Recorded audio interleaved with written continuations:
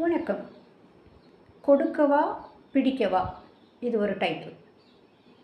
இது ஒரு பேராசிரியர் நமச்சிவாயம் அப்படிங்கிறவர் ஒரு ஃபங்ஷனில் இந்த விஷயத்த சொல்கிறார். என்ன அப்படின்னா, ஒரு ஊரில் ஒரு உலகமகா கஞ்சன் ஒருத்தன் இருந்தான். யாருக்கும் எதுவும் கொடுத்துறவே மாட்டான். கொடுக்குறதுன்னா அவனுக்கு அலர்ஜி, எதுவுமே கொடுக்க மாட்டான். அப்படிப்பட்டவன் என்ன செய்கிறான், ஒரு நாள் ஒரு குளத்தில் விழுந்துடுறான் தவறி. அவனுக்கு நீச்சல் தெரியாது, தத்தளிச்சுக்கிட்டு இருக்கான். அவனால் நீந்த முடியல.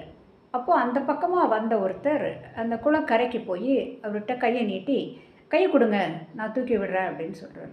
இவன் கையை கொடுக்க மாட்டேங்கிறான்.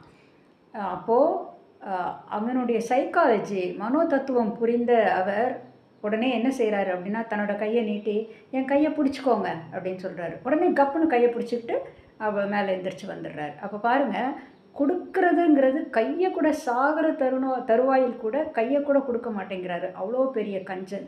அப்படி உலகத்தில் இருந்திருக்காங்க, இப்போவும் இருக்காங்க. நிறைய பேர் அப்படி இருக்காங்க. நாம் அப்படி இருக்கவே கூடாதுங்க. நன்றி.